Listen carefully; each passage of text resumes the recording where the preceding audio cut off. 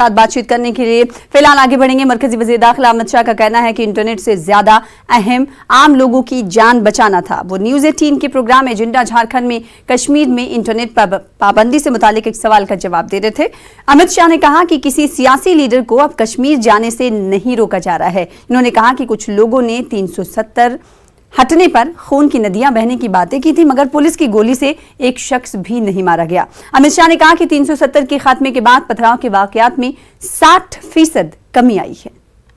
370 हटने के बाद कश्मीर की स्थिति लगातार बेहतर हो रही है, ऐसा सरकार कह रही है। लेकिन जो संगठन है, खासतौर पर ह्यूमन राइट संगठन, वो कह रहे हैं कि स्थितियां उतनी बेहतर नहीं है। वहां पर इंटरनेट की सेवाएं नहीं हैं। ठीक है। वहां के नेता अभी तक नजरबंद हैं। 2 तीसरा, यही 2 हजारों लोग मारे जाते थे। 90 से लेकर आज तक 40,000 लोग मारे गए। इंटरनेट बंद होना और 40,000 लोगों की मृत्यु की कोई तुलना है क्या? कहां जी रहे हैं हम? 40,000 लोग मारे गए, कौन हिसाब देगा इसका? किसकी जिम्मेदारी है? अब तक कोई नहीं बोला। वो 40,000 विधवाओं का ह्यूमन राइट है या नहीं है? इंटरनेट की लेकर बैठे हैं। और आपकी सरकार थी, कांग्रेस की सरकार थी, इंटरनेट आने के बाद भी वहां पर नहीं हुआ था। 2003 में हमने इंटरनेट को इंट्रोड्यूस करा, हमने मोबाइल को इंट्रोड्यूस किया। उस वक्त क्या था human right? Internet human right होता है क्या?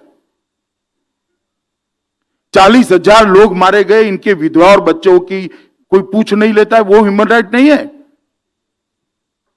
सिर्फ भारतीय जनता पार्टी के विरोध करने के लिए ह्यूमन राइट के पैरामीटर्स भी बदल दोगे? कह रहे थे रक्त की नदियां बहेगी, क्या हुआ भाई? अब वो पूछ नहीं रहे, बोल नहीं रहे, याद नहीं करा रहे। मैं जनता को याद कराना चाहता हूं, गुलाम नबी आजाद जी ने राज्यसभा में कहा था 370 चली जाएगी तो रक्त की नदियां बहेगी। मैं कहना चाहता हूं पुलिस की गोली से एक भी व्यक्ति नहीं मरा, कहीं पर भी कर्फ्यू नहीं है, शांति है, सारी दुकानें खुली। क्या ले बैठे हैं? जस्टिफाई करना चाहते हैं अपनी 70 साल की गलती को? कैसे चलेगा ऐसे? 70 साल तक आपने आतंकवाद को पनपने की वो भूमि पर जगह दी।